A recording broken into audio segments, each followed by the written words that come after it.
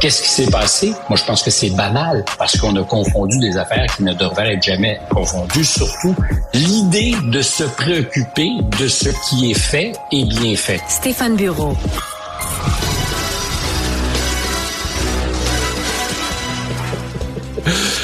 Musique de James Bond, parce que tu nous écoutais jaser avant la pause, Stéphane, et je comprends que tu as ta propre opinion sur Amazon MGM qui rachète le contrôle créatif de l'univers James Bond. J'en ai pas franchement une totale parce que j'attends avec espoir qu'on retourne effectivement à l'ADN du personnage. Puis un lien qu'on oublie souvent avec le Canada parce qu'un des co-créateurs de la franchise, Harry Saltzman, c'est un petit gars de Sherbrooke qui a mis au monde à côté de Kubi Broccoli, qui est évidemment aujourd'hui le producteur associé à la franchise le plus durablement parce que c'est sa fille qui a repris les rênes et son mari, Michael Wilson. Mais il y a un lien canadien certainement sur les 9 premiers films de la franchise, après quoi je pense que M. Saltzman avait vendu à MGM ses droits parce qu'il y avait quelques problèmes d'argent. Mais c'est une anecdote que j'aime souligner à l'occasion. Il y a un peu de Capitaine Canada derrière James Bond. Bon, c'est bien de le rappeler, mais ouais, on est tous, je pense, curieux de voir comment la nouvelle administration va réinventer le personnage et est-ce qu'on va essayer de... Mais moi, je veux pas qu'on le réinvente, d'ailleurs. Je veux juste qu'on garde ce qu'il est depuis toujours. Anachronique, évidemment, qui n'est pas avec l'air du temps ou avec la rectitude politique de l'époque, mais c'est aussi ça, James Bond, pis c'est ses improbables exploits. Ça ressemble pas beaucoup à ce qu'est un espion dans la vraie vie, mais je crois que... Et d'une certaine manière, dans les films de la franchise des dernières années, il y a eu des moments où on a retrouvé, particulièrement dans Casino Royale, quant à moi, le James Bond comme il n'avait jamais été incarné à l'écran. J'espère qu'on saura se souvenir de ça quand on va faire le casting du prochain personnage et écrire aussi les scénarios qui vont avec. Bon, fait que tu vois pas... Une femme péruvienne handicapée comme étant James Bond, là, pour être plus représentatif de la nouvelle. Alors non, c'est pas ça l'idée. Je comprends bien. J'ai vu qu'il y avait des articles dans la presse française sur le match de hockey d'hier soir entre le Canada et les États-Unis. Est-ce à ce point? Je me suis d'abord couché, moi, un peu jaloux de vous qui pouviez le voir à une heure normale. Ouais, moi, c'est couché trop tard quand même, je dois t'avouer. Mais il y a eu un moment où je me suis réveillé dans la nuit, puis je suis allé voir les résultats, puis quand j'ai compris que c'était une victoire en prolongation, c'est rare que j'ai mon cœur accroché à notre sport national, mais là, franchement, j'étais content, même content de la réponse vite envoyée par Justin Trudeau pour rappeler à Donald Trump, certainement pas à tous les Américains. Vous allez pas nous piquer notre pays, vous allez pas nous piquer notre sport national. Je trouvais que dans les circonstances de la joute, c'était amusant. Et j'ai jamais vu ça. En France, ce matin, je faisais un plateau assez tôt et il y avait au minimum 3 ou 4 personnes qui m'ont demandé, et puis, est-ce que le Canada a battu les États-Unis? Ça correspond, je pense, à l'état de choc collectif dans lequel est la planète suite au jab, uppercut et autres coups portés par Donald Trump et qui ont déstabilisé Monsieur Macron, qui d'ailleurs sera à Paris, qui est à Paris, mais qui sera à Washington lundi prochain. En ce moment, le match collectif que livre Donald Trump contre tous ses ennemis et partenaires intéresse au point où on suit un match de hockey en espérant que les Canadiens, parce que l'histoire du 51e État, ça défraie aussi la manchette ici, en espérant que les Canadiens l'emportent. Bon. On parle rarement de hockey, mais là, c'est l'exception. Je te crois qu'on parle rarement de hockey à Paris.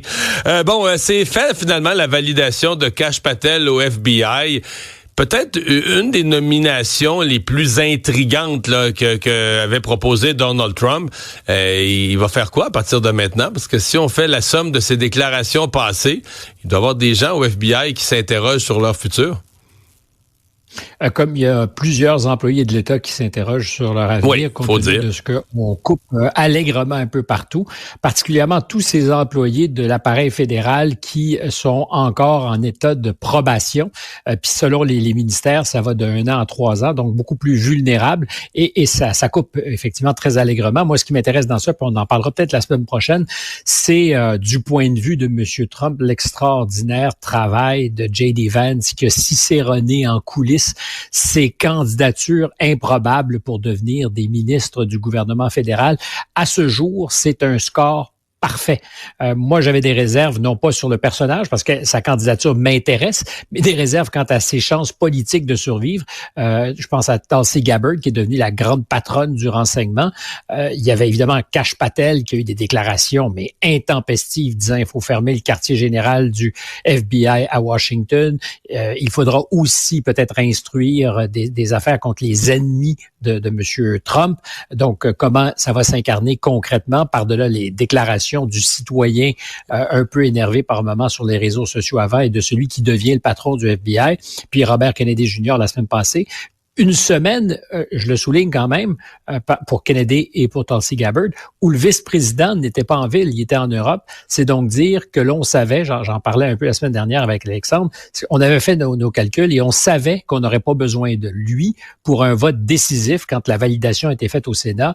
Donc le travail avait été fait et bien fait. Seul Mitch McConnell la semaine dernière, qui lui n'a plus rien à perdre parce qu'il ne se représentera pas, ancien patron de la majorité républicaine, s'est opposé. Et hier, ces deux républicaines qui ont dit non, mais ça prenait juste 50 votes. Il y en a eu 51 qui ont appuyé Kash Patel à suivre. Mais ça me donne envie de te parler peut-être la semaine prochaine de J.D. Vance, qui a été beaucoup sous-estimé et qui s'avère être un opérateur politique. Là. Ben, c'est ça. Puis un vice-président présent, parce qu'on avait reproché à Kamala Harris qu'on la voyait peu ou qu'on la voyait pas jouer un rôle tellement actif. C'est pas le cas du vice-président actuel, là. Du tout. Ouais. Du tout. Et c'est pas une potiche. Et c'est quelqu'un qui a aussi, c'est formidablement important dans la donne, je dirais, psychologique du personnage Trump. Il est plus intelligent, J.D. Vance, qu'il n'est animé par son ego. C'est-à-dire qu'il sait rester dans l'ombre quand il le faut. C'est essentiel si on veut pas... on veut survivre sous Trump, oui. Survivre et vivre avec la foudre de Trump, oui. Monsieur Trump n'aime pas tellement l'ombrage sur lui. Beaucoup. L'élection en Allemagne, je pense au niveau international, c'est le gros événement qu'on va suivre en fin de semaine, entre autres la performance là, de l'extrême droite. Alors, ça nous semble toujours très, très loin, ces choses-là. Or, ça va avoir un impact parce que c'est la capacité qu'auront les Européens à s'imposer face à Donald Trump dans un contexte de négociation sur l'Ukraine, mais sur un ensemble d'autres enjeux qui est directement interpellé par ce qui va se passer. C'est une coalition qui était au pouvoir depuis un certain temps, qu'on disait feu de circulation, vert, jaune et rouge, rouge pour les sociaux-démocrates, jaune pour les libéraux-démocrates et vert pour les écologistes qui formaient ensemble l'équipe au pouvoir. Ça n'a pas été une combinaison qui a été très efficace. Il faut voir que on n'est pas habitué en Allemagne à ce que le Parlement, ou plutôt l'équipe au pouvoir, force une dissolution du Parlement. C'est le royaume de la stabilité politique. Oui, il y a eu des coalitions, mais en général, ça fonctionne durablement. C'est la marque de commerce de l'Allemagne, cette espèce de stabilité. L'instabilité, c'était les Italiens avant. C'est tranquillement devenu les Français. Et là, c'est potentiellement les Allemands. Parce que faut voir qu'il n'y a pas un parti qui, dans les sondages, va pouvoir former un gouvernement majoritaire. Il va falloir faire des coalitions. Et tu le disais, ça pourrait encore être compliqué, dans un contexte très difficile, parce que qui est en deuxième position en ce moment en Allemagne, c'est l'AfD, l'Alliance pour l'Allemagne, parti qui est à droite de la droite et même de l'extrême droite traditionnelle, surveillé par les services de renseignement allemands, parce que certains de ses porte-paroles sont considérés comme une menace à la Constitution. Ouais. Mais qui gagnent leur vote comment? C'est par la fatigue des gens avec les mouvements migratoires, là. C'est encore ça. C'est beaucoup lié, c'est plein de choses. Une des, je dirais, des interprétations à laquelle je n'adhère absolument pas, parce que depuis un certain temps, on dit l'AfD en Allemagne, si elle est en deuxième position, c'est parce que Elon Musk lui a donné toute une vitrine et que J.D. Vance, la semaine dernière, a tendu la main à sa leader, Alice Wendell. Le succès de l'AfD dépasse très largement l'attention qu'a porté M. Musk au parti politique. Ça précède aussi une des premières conversations qu'on a eues en septembre dernier, c'était sur les résultats électoraux de l'AfD dans des Länder, l'équivalent de nos provinces. dans l'est de l'Allemagne où il y a beaucoup de mécontentement sur la question, oui, migratoire, puis je vais y revenir, mais aussi sur cette impression de déclassement pour les citoyens de l'Europe de l'Est ou de l'Allemagne de l'Est qui ne sont pas nécessairement dans le seul ressentiment face à l'immigration, mais qui ont l'impression, eux, d'être méprisés, foulés aux pieds par l'ancienne Allemagne de l'Ouest et ses élites, appelons ça de même, aux élections donc provinciales des Länder. L'AfD, dans un cas, est arrivé en première position. Et là, ils sont en deuxième place avec une candidate totalement atypique, Mme Wendel, dont je te parlais, qui est donc au sein du parti depuis 2013, mais qui correspond en rien à ce qu'on pourrait s'imaginer être un leader d'un parti d'extrême droite. Alors d'abord, c'est une banquière qui a très bien réussi sa vie, qui a travaillé pour des grandes institutions américaines, qui parle le chinois, qui a vécu en Chine, qui est lesbienne, en couple avec une Sri Lankaise, qui a 2 enfants et qui tient effectivement ce discours extrêmement restrictif, pour ne pas dire davantage sur la question migratoire. Ça marche. La campagne qui est amorcée depuis plusieurs semaines a été ponctuée, tu le sais, de plusieurs attentats à la voiture bélier. La plus récente, c'était à Munich, juste avant la conférence sur la sécurité. Il y en a eu une qui a fait 6 morts à un marché de Noël un peu avant Noël. Dans la plupart des cas, ce sont des migrants sans papier qui sont au volant de ces voitures. Ça ne fait qu'accentuer cette pression. Et le candidat qui devrait l'emporter, leader des chrétiens démocrates, qui tient lui aussi sur l'immigration un discours très, très, très costaud, a même osé faire quelque chose qui n'avait jamais été vu dans l'Allemagne de l'après-guerre, de la logique du cordon sanitaire où les partis d'extrême droite, que l'on va dire même néo-fascistes, sont tenus à bonne distance.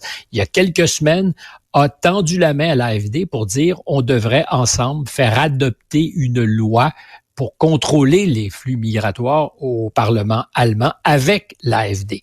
Ça n'a pas été adopté, mais par quelques voix seulement. Et ça a été conçu comme une espèce de trahison du pacte traditionnel de la politique en Allemagne, où jamais, au grand jamais, on accepte de faire affaire avec cette extrême droite. Alors, immédiatement, on s'est dit, il est coulé, M. Merz, c'est le patron des chrétiens démocrates, il est coulé, il a fait le geste de trop. Or, ces sondages n'ont pas beaucoup bougé. Il est à plus ou moins 30%. L'AfD, à 20%. Est-ce qu'on sous-estime, comme on l'a fait beaucoup avec M. Trump, ce vote? On va le savoir dimanche. Et le challenge, c'est comment former une coalition, parce que c'est d'ores et déjà entendu que les chrétiens démocrates ne veulent pas avoir dans le gouvernement l'AfD. Donc, tu auras 20, 19, 21, 22% des électeurs allemands qui ne seront pas représentés. Et ça sera donc peut-être les écologistes, qui ne sont pas des alliés naturels, disons-le, pour un parti chrétien-démocrate extrêmement conservateur, mais il faudra trouver un moyen. Et en ce moment, on parle d'un espoir d'avoir un gouvernement stable à Pâques, mais c'est pas gagné. En Autriche, il y a eu des élections il y a plusieurs mois. Il n'y a toujours pas d'équipe aux commandes, justement parce que celui qui est arrivé en tête est un parti d'extrême droite infréquentable. Et face à Trump, qu'est-ce qu'on peut faire en Europe sans l'Allemagne? C'est une vraie question. Donc, ça semble loin, mais ça a un impact direct sur ce qui se passe dans notre monde. On va surveiller ça dimanche. Merci Stéphane.